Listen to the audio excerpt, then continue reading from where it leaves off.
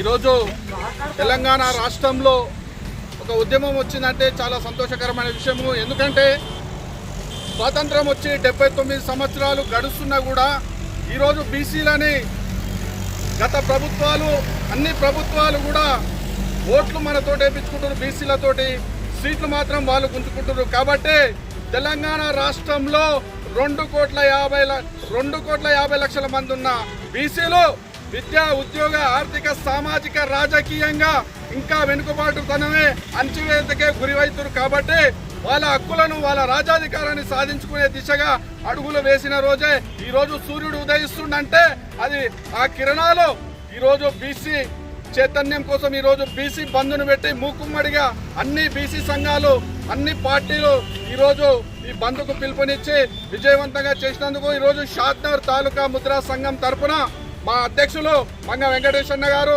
ఇక్కడికి విచ్చేసిన చెట్ల జంగన్న గారికి మరియు పెద్దలందరికీ, నాయకులందరికీ కూడా పేరు పేరున ధన్యవాదాలు తెలియజేసుకుంటూ ఈ బీసీ ఉద్యమము ఈ రోజుతోటే కాకుండా రాబోయే కాలంలో కూడా మన భవిష్యత్తు తరాలకు పునాది వేసే విధంగా ఉండాలని, రాబో కాలంలో విద్య, ఉద్యోగ, ఆర్థిక, సామాజిక, రాజకీయంగా మన యొక్క చైతన్యంగా మనం ముందుకెళ్లిన రోజే మన హక్కులు మనం సాధించుకుంటాం. కాబట్టి ఈరోజు బీసీ బంధుని ప్రశాంతంగా అందరూ నిర్వహించి ఎవరికి ఎటువంటి ఆటంకాలు జరగకుండా ఈ ఓన్లీ మన హక్కులను సాధించుకోవాలి.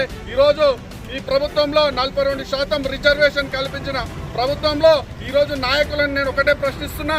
ఈరోజు అప్పట్లో తెలంగాణ ఉద్యమం జరిగినప్పుడు అక్కడ బిల్లు పాస్ చేసినట్టే ఈరోజు బీసీల యొక్క తలరాతలు మారాలంటే ఈరోజు కేంద్రం కూడా మొండి వైఖరి వహిస్తుంది. కాబట్టి నేను హెచ్చరిస్తున్నా, ఎందుకంటే అందరి నాయకులను హెచ్చరిస్తున్నా, మంత్రులను కూడా హెచ్చరిస్తున్నా. ఎందుకంటే బీసీ మంత్రులు ఎక్కడ పోయారు? ఈరోజు మనం అందరం అనుకుంటే ఈరోజు 2,50,00,000 ఉన్న బీసీలు రోడ్డుపైకి ఒక్కసారి వస్తే ఆ ప్రభంజనం ఎలా ఉంటుందో త్వరలో అందరికీ చూపిస్తాము. కాబట్టి ఇక్కడైనా బీసీ యొక్క రాజ్యాధికారము, వారి హక్కులను కాలరాసిన మాత్రం ఖబర్దారుగా చెప్తున్నాము.